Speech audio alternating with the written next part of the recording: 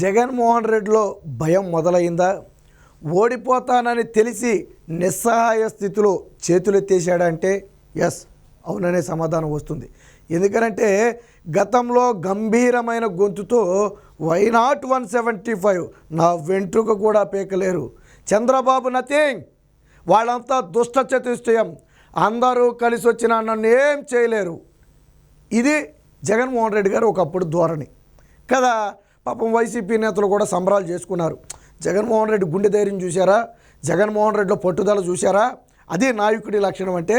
జగన్మోహన్ రెడ్డికి ఎదురే లేదు, తిరిగే లేదు అనుకున్నారు. రోజులు గడిచే కొద్దీ ఏమైంది? ప్రజల్లో వ్యతిరేకత పెరిగింది. సర్వేలన్నీ జగన్మోహన్ రెడ్డి దారుణ ఓటమని సూచిస్తున్నాయి. ఇదే సమయంలో ఈసీ చేత జగన్మోహన్ రెడ్డికి ఎదురు దెబ్బలు తగులుతున్నాయి. అందరూ ఏకమైపోయారు. దాంతో జగన్మోహన్ రెడ్డికి ఏమీ చేయలేని పరిస్థితి. ఒకప్పుడు ప్రదర్శించిన గంభీరమైనది గొంతు రావట్ల. ఫర్ ఎగ్జాంపుల్, ఒక పొద పక్కన పులి ఉందనుకోండి, పులి ఉంది అని తెలిస్తే మన గొంతు ఎలా ఉంటుంది? అక్కడ పులి లేదనుకోండి, మనకు పులి ఉందని తెలియకపోతే గంభీరంగా ఉంటాం, దర్జాగా తిరుగుతాం, హ్యాపీగా మాట్లాడతాం, అవసరమైతే గట్టి గట్టిగా కేకలేస్తాం. కానీ ఆ పొద పక్కన పులి ఉంది అని తెలిస్తే గొంతులో ఏమవుతుంది? భయం మొదలవుతుంది. మాట్లాడాలన్నా మాట రాదు, కాళ్ళు చేతులు ఆడని పరిస్థితి. ఇప్పుడు అలాగే జగన్మోహన్ రెడ్డికి నిన్న మొన్నటి వరకు ఏదో ఒకటి చేసి గెలుస్తామనే నమ్మకం ఉంది కాబట్టి గంభీరంగా మాట్లాడాడు. కానీ ఎప్పుడైతే కూటమి ఏకతాటిగా ముందుకు వచ్చిందో, ఎప్పుడైతే ప్రజల్లో జగన్మోహన్ రెడ్డి మీద వ్యతిరేకత పెరిగిందో గొంతులో భయం మొదలైంది. మాట రావటలా, బేలబేలగా మాట్లాడుతున్నాడు. నా వెంట్రుక పీకలేరు దగ్గర నుంచి ఈ ఎన్నికలు సక్రమంగా జరుగుతాయనే నమ్మకం పోతుంది అనే స్థాయి వరకు కూడా జగన్మోహన్ రెడ్డి అంచెలంచెలుగా దిగజారిపోయాడు. ఒకటి కాదు, రెండు కాదు, అనేక సందర్భాల్లో వైనాట్ 175, ఇప్పుడు ఆ పదం లేదు. వైనాట్ 175 అనే పదం జగన్మోహన్ రెడ్డి వాడట్లా. ఇది ఫ్యాక్టు. ఎందుకు? ఆల్రెడీ తత్వం బోధపడింది. ఇప్పటికి వరకు మభ్యపెట్టుకుంటూ వచ్చాడు. కానీ ఇప్పుడు ఎంత మభ్యపెట్టినా సరే, కార్యకర్తలను ఉత్సాహంగా ఉంచడం కోసం, నాయకుల్ని యాక్టివ్గా ఉంచడం కోసం తను పదే పదే గంభీరంగా మాట్లాడితే మాట్లాడవచ్చు. కానీ అసలు భయం ఆయనకి తెలుసు కదా. ఈయన మాట్లాడేదాన్ని కూడా ఆ పైకి డంబు మాటలే తప్ప వాస్తవానికి లోన మ్యాటర్ లేదని ఆయనకు తెలుసు కదా. ఏదో మేడిపండు చూడు మేడిమై ఉండి పొట్టవైపు చూడు పురుగులుండని జగన్మోహన్ రెడ్డి గంభీరంగా పైకి కనపడతాడు, కానీ లోనంతా భయమే. కాకపోతే ఇటీవల ఈ భయం సభావేదికల సాక్షిగా బయటపడుతుంది. పైగా భయం వచ్చినప్పటికీ కూడా తన అబద్ధాలను మాత్రం మానలేదు. అబద్ధాలు అనేది జగన్మోహన్ రెడ్డికి వెనతో పెట్టిన విద్య. మనం ఆయన మానతాడు అనుకుంటే అది తప్పు, అంతకంటే పరమ పాపం ఉండదు. జగన్మోహన్ రెడ్డి అనే వ్యక్తి అబద్ధం అంటేనే జగన్మోహన్ రెడ్డి వ్యక్తి. 2019లో ఉత్తినే గెలిచాడా? నిజాలు చెప్పి గెలిచాడా జగన్మోహన్ రెడ్డి? పింక్ డైమండ్ అన్నాడు, కోడికత్ అన్నాడు, బాబాయ్ హత్య అన్నాడు, డేటా చోరీ అన్నాడు. ఏమయ్యింది? అన్నీ కూడా అబద్ధాలే కదా.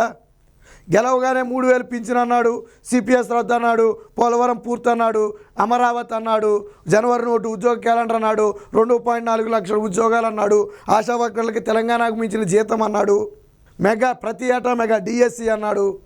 చేశాడా? చేయలేదే. ఇవన్నీ అబద్ధాలు. ఇప్పుడు నేను చెప్పిన ఏది జరగలా. అంటే జగన్మోహన్ రెడ్డి అంటేనే అబద్ధం అంటేనే జగన్మోహన్ రెడ్డి అని చెప్పడానికి మీకు 4 ఉదాహరణలు చెప్పా. ఇలా చెప్పుకుంటూ పోతే సన్నబియ్యం దగ్గర నుంచి 45 ఏళ్ల దగ్గర పింఛన్ దగ్గర మొదలు పెడితే చాలా ఉంటాయి. కాకపోతే అంత వీడియో మనకి లెంత్ అయిపోద్ది బాగా. కాబట్టి జగన్మోహన్ రెడ్డి బేల మాటలు ఏంటనేది మనం ఒకసారి చూద్దాం. ఒక ఆర్టికల్ వచ్చింది, దాని మీద చూద్దాం. బేలగా గోలగా సడలుతున్న నమ్మకంతో సీఎం అబద్ధాలు. ఒక రకంగా గొంతులో బెరుకు, మరొక రకంగా గొంతులో భయం. అయినప్పటికీ కూడా ప్రజలను మభ్యపెట్టడం కోసం అబద్ధాలు మాత్రం మానల. ఆయన నైజం చూడండి. ఓడిపోతానని తెలిసి కూడా నిస్సిగ్గుగా నిర్లజ్జగా అబద్ధాలను అవలేలగా ఆడుతున్నాడు. అతిపెద్ద అబద్ధం ఏంటో తెలుసా? విశాఖ స్టీల్ ప్లాంట్ ప్రైవేటీకరణను జగన్మోహన్ రెడ్డి వల్ల ఆగిపోయిందంట.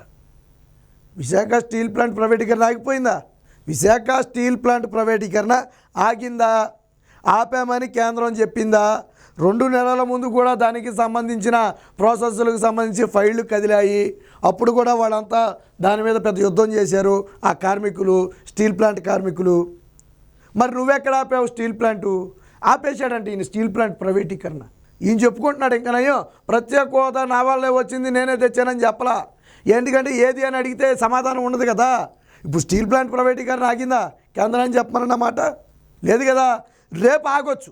ఎందుకనంటే పొత్తులో ఉన్నటువంటి తెలుగుదేశం పార్టీ ఒక నమ్మకంతో చెప్పింది విశాఖ స్టీల్ ప్లాంట్ ప్రైవేటీకరణను మేము అడ్డుకుంటామని. అవసరమైతే ఎందుకు ప్రైవేటీకరణ జరుగుతుంది? అది నష్టాల్లో ఉందని చూపించి ప్రైవేటీకరణ చేసే ప్రయత్నం జరుగుతుంది. రాష్ట్ర ప్రభుత్వం ఆదుకుంటే నష్టాలు లేవు కదా. రేపు తెలుగుదేశం ప్రభుత్వం స్టీల్ ప్లాంట్ను ఆదుకుంటే దాన్ని ప్రైవేటీకరణ చేయాల్సిన అవసరం ఏముంది?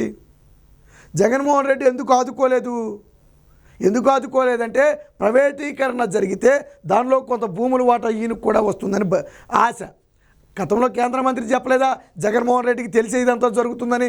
గతంలో కేంద్ర మంత్రే కదా చెప్పింది. మీరు కలిసి ఉన్నప్పుడే కదా చెప్పింది 2-3 ఏళ్ల క్రితం. అంటే జగన్మోహన్ రెడ్డికి తెలిసే ప్రైవేటీకరణ జరుగుతున్నా తెలియదని చెప్పి అబద్ధాలు.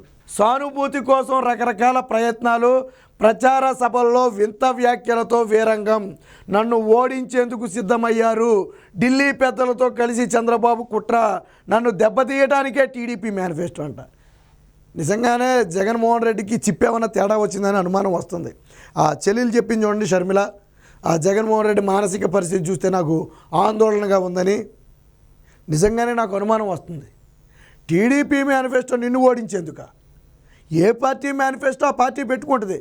నీ మేనిఫెస్టో కంటే ముందే కదా టీడీపీ మేనిఫెస్టో విడుదల చేసింది కదా. మరి నువ్వెందుకు విడుదల చేయలేదు? నీ మేనిఫెస్టోలో ఎందుకు అంతకు మించి పెట్టలేదు? తెలుగుదేశం పార్టీ 4,000 పింఛనని చెప్పింది. నువ్వెందుకు 3,500 ఇస్తాను, అది కూడా చివరి 2 ఏళ్లలో పెంచుతాను 500 అన్నావు. టీడీపీ 3 గ్యాస్ సిలిండర్లని ముందే చెప్పింది, నువ్వు ఇస్తానని చెప్పలేదు. టీడీపీ 18 ఏళ్ళు నిండిన ప్రతి మహిళకు 1,500 అని చెప్పింది, నువ్వు ఇస్తానని చెప్పలేదు. బడికి వెళ్ళే పిల్లలకు ప్రతి ఒక్కరికి 15,000 ఇస్తానని చెప్పింది, నువ్వు చెప్పలేదు ప్రతి ఒక్కరికి అని. రైతులకు 20,000 ఇస్తానని చెప్పారు, నువ్వు చెప్పలేదు ఇస్తానని. ఎందుకు? వై? చెప్పొచ్చు కదా నువ్వు కూడా.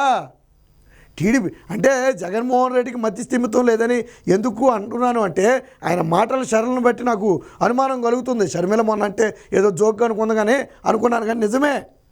టీడీపీ మేనిఫెస్టో నిన్ను ఓడించేందుకు ఏ పార్టీ అయినా మేనిఫెస్టో ఎందుకు పెడద్ది? గెలవడానికి పెడద్దు. 2019లో నువ్వు ఎందుకు పెట్టావు? 4 తీసుకోవడానికి పెట్టావు మేనిఫెస్టో? గెలవడానికే కదా పెట్టావు. చంద్రబాబు నాయుడు అన్నాడు అప్పుడు, జగన్మోహన్ రెడ్డి మేనిఫెస్టో నన్ను ఓడించడానికి పెట్టాడు. మేనిఫెస్టో అనేది ఆ పార్టీ విధానం. ప్రతి పార్టీ పెట్టకూడదు, నువ్వు కూడా పెట్టావు కదా. నమ్మట్లా ప్రజలు. నువ్వు మేనిఫెస్టో పెట్టలేదా? చంద్రబాబు నాయుడిని ఓడించాలని కదా నువ్వు పెట్టింది. సరదాగా పట్టుకుని తిరగడానికి పెట్టావా మేనిఫెస్టో? చంద్రబాబును ఓడించడానికే కదా. ఆయన అనలేదే నన్ను ఓడించడానికి జగన్మోహన్ రెడ్డి మేనిఫెస్టో పెట్టాడని. మేనిఫెస్టో పెడితే, టీడీపీ మేనిఫెస్టో పెడితే దాన్ని నిన్ను ఓడించడానికి ఏంటి? ఒకవేళ అందులో ఉన్నాయని చేయలేడంటే అదొక అందం, అది రాజకీయ విమర్శ కింద తీసుకోవచ్చు. మేనిఫెస్టో పెట్టారు, నన్ను ఓడిస్తారు. చంద్రబాబు నాయుడు, ఆ పవన్ కళ్యాణ్ చంద్రబాబు నాయుడు కలిసిపోయారు, నన్ను ఓడిస్తారు. కేంద్రంతో కలిసిపోయారు, నన్ను ఓడిస్తారు. ప్రజలతో కలిసిపోయారు, నన్ను ఓడిస్తారు. చిన్నపిల్లోడువా? ఏదో చూపించావు కదా, పీకలేరు అనేదో చూపించావు కదా. మరి ఇప్పుడు ఎందుకు మొత్తం ఊడిపోయి బోడిగుండు అయిన వాళ్ళ మాట్లాడతావు? నువ్వు పీకలేడని చూపించావు కదా. ఇప్పుడు నీ మాటలు ఎలా ఉన్నాయంటే మొత్తం బోడిగుండు అయిపోయినోడు మాటలాగా ఉన్నాయి. సో ఇది జగన్మోహన్ రెడ్డి దిగజారుడు. ఊహించని విధంగా ముందుగానే షెడ్యూల్ రావడంతో ఇబ్బంది. ఇది అసలు దెబ్బ. జగన్మోహన్ రెడ్డి అనుకున్న లెక్క ప్రకారం ఇంకొక 4 రోజుల పాటు బహుశా షెడ్యూల్ లేట్ అయి ఉండాలి. ఇంకొక 4 రోజులు లేట్ అయి ఉంటే జగన్మోహన్ రెడ్డి అనుకున్న ఇవన్నీ కూడా సక్రమంగా జరిగేవి. బట్ షెడ్యూల్ అనుకోకుండా రావడంతో వచ్చింది. ఇక్కడ చూడండి, అతిపెద్ద అబద్ధం. స్టీల్ ప్లాంట్ ప్రైవేటీకరణ నా వల్లే ఆగింది. ప్రచార సభల్లో జగన్ ఉవాచ. స్టీల్ ప్లాంట్ ప్రైవేటీకరణ ఆగిందా? మరి స్పెషల్ స్టేటస్ ఏది? సరే, స్టీల్ ప్లాంట్ని కాసేపు పక్కన పెడదాం. 5 ఏళ్ల క్రితం ఇదే ఎన్నికల సభల్లో ప్రత్యేక హోదా మన ఊపిరి, నా ఊపిరి ఉన్నంత వరకు ప్రత్యేక హోదా కోసం పోరాడతానన్నావు. నీ ఊపిరి ఉంది కదా, మరి పోరాడవే. నీకు ఊపిరి ఉంది కదా, నా ఊపిరి ఉన్నంత వరకు అన్నావు కదా. నీ ఊపిరి ఉంది కదా, మరి పోరాడు. ప్రత్యేక హోదా కోసం పోరాడు. 5 ఏళ్ల పాటు నీ ఎంపీలు ఉన్నారు కదా, 30 మంది లోక్సభ రాజ్యసభలో 30 మందికి మించి ఉన్నారు కదా. మరి ఎందుకు పోడియం దగ్గరికి వెళ్ళిపోయి స్పీకర్ దగ్గర డిమాండ్ చేయలా? ఎందుకు నరేంద్ర మోదీని చుట్టుముట్లా? ఎందుకు పార్లమెంట్ల ముందు ధర్నాలకి దిగలా? మీరు 2019 ముందు చేసింది అదే కదా. రాజీనామా డ్రామాలు, పోడియం దగ్గర ఫ్లై కార్డులు పట్టుకుని డ్రామాలు. ఏడాదికి 2 సెషన్లు జరుగుతాయి పార్లమెంట్లో. 5 ఏళ్లలో దాదాపుగా 10 సెషన్లు జరుగుంటాయి, ప్రత్యేక బడ్జెట్ల సమావేశాలతో కలిపి కూడా. ఏ రోజైనా సరే ఏ సమావేశాల్లోనైనా సరే ప్రత్యేక హోదా కోసం మీరు నిలదీశారా? ఇస్తారా ఎవరా అని అడిగారు తప్ప మాకు ప్రత్యేక హోదా కావాలి, మాకు ఆల్రెడీ గతంలో కాంగ్రెస్ పార్టీ ఇచ్చిన హామీని మీరు నెరవేర్చాలి, మా రాష్ట్ర ప్రజల ఆంక్షలు నెరవేరాలంటే మీరు ప్రత్యేక హోదా ఇవ్వాలి అని మోడీని నిలదీశారా? తీలా. ఎందుకు? జగన్మోహన్ రెడ్డి ముడి కింద కేసులు ఉన్నాయి, ముడి కింద 30 కేసులు ఉన్నాయి. అక్కడ 30 మంది ఎంపీలు ఉంటే ఇక్కడ ముడి కింద 30 కేసులు ఉన్నాయి. అక్కడ గట్టిగా మాట్లాడితే ఇక్కడ కేసులు కదులుతాయి. జగన్మోహన్ రెడ్డికి రాష్ట్ర ప్రయోజనాల కంటే తన ప్రయోజనాలు ముఖ్యం. అసలు తను బయట ఉంటే కదా ముఖ్యమంత్రి పదవి అనుభవించడానికి, తనలోనికి వెళ్ళిపోతే ఇంకెందుకు? ఆ పదవిని కాపాడుకోవాలంటే సాగిలపడాలి. నరేంద్ర మోదీ ప్రధాని అయిన తొలిసారి ఏపీ వస్తే ముఖ్యమంత్రి హోదాలో వెళ్ళిపోయి మొట్టమొదటి కాళ్ళు పట్టుకుంది జగన్మోహన్ రెడ్డి. విమానాశ్రయంలోనే పట్టుకున్నాడు కాళ్ళు వెళ్ళిపోయి. ఎందుకు? తెలుసు నరేంద్ర మోదీ కొన్నెర్ర చేస్తే జగన్మోహన్ రెడ్డి 6 నెలలు కూడా ముఖ్యమంత్రిగా ఉండలేడు, కేసులు తిరగదొడితే వెంటనే లోనకి వెళ్ళిపోతాడు. కాబట్టి ఏం చేయాలి? కాళ్ళ మీద సాగిలపడి కాపాడుకోవాలి. అలా కదా కాపాడుకున్నావు. మరి ఇవన్నీ ప్రజలకు తెలియదా? నువ్వు చెప్పిన ప్రత్యేక హోదా ఏది ప్రశ్నించవే. ఇప్పుడు స్టీల్ ప్లాంట్ రాగం ఎత్తుకున్నావు కదా, 5 ఏళ్లలో స్టీల్ ప్లాంట్ గురించి ఎందుకు మాట్లాడలా? ఎందుకు కేంద్రం దగ్గర ప్రశ్నించలా? ఎందుకు పార్లమెంటు సమావేశాల్లో స్టీల్ ప్లాంట్ ప్రైవేటీకరణ కుదరదు అని నిలదీలా? ఎందుకు నష్టాల్లో ఉన్న స్టీల్ ప్లాంట్ను ప్రైవేటీకరణ చేస్తున్నారు? ఓకే, దానికి గనులు కేటాయించి ఆర్థికంగా సపోర్ట్ చేస్తే బయటపడుతుంది కదా. చేసావా నువ్వు? చేయలేదు కదా. అంటే విశాఖ స్టీల్ ప్లాంట్ ప్రైవేటీకరణ జరిగితే దానిలో ఉన్నటువంటి వాల్యూ గల భూములు కొన్ని కొట్టేయొచ్చు, అన్ని ప్లాను. ఇప్పుడు మళ్ళీ నేను అడ్డుకున్నానని చెప్పి బేలగా అబద్ధాలు. విశాఖ స్టీల్ ప్లాంట్ ఎంప్లాయీ దగ్గర ఈ మాట అన్నావు అనుకో, కాండ్రించి చూస్తారు. సరే, మిగతా వాళ్ళకి తెలియకపోవచ్చు, విశాఖ స్టీల్ ప్లాంట్ ప్రజలకు తెలుసు కదా. ఇది జగన్మోహన్ రెడ్డి రోజు రోజుకి దిగజారిపోతున్నాడు. ఓటమి భయం స్పష్టంగా కొట్టొచ్చినట్టుగా కనపడుతుంది. వైనాట్ 175 ఈరోజు మాట్లాడట్లా, నా వెంట్రుక పీకలేరు ఈరోజు మాట్లాడట్లా, దుష్ట చేస్తూ ఏమంతా కలిసి వచ్చినా నన్నేం చేయలేరు ఈరోజు మాట్లాడట్లా. ఏమైపోయినాయి అరుపులన్నీ? ఏమైపోయినాయి ఆ కేకలన్నీ? ఏమైపోయినాయి ఆ బెదిరింపులన్నీ? ఏమైపోయాయి అంటే ఓటమి భయంలో కొట్టుకుపోయాయి. జగన్మోహన్ రెడ్డి కళ్ళ ముందు ఓటమి కదలాడుతుంది.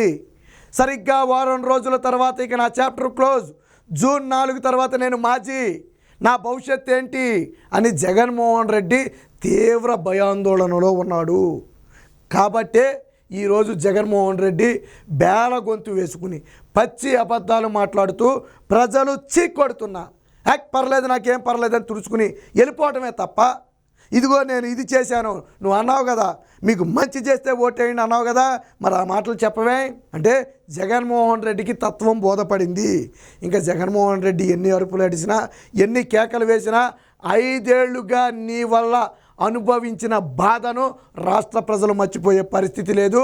ఖచ్చితంగా వచ్చే ఎన్నికల్లో గుణపాఠం చెప్పడం మాత్రం ఖాయం.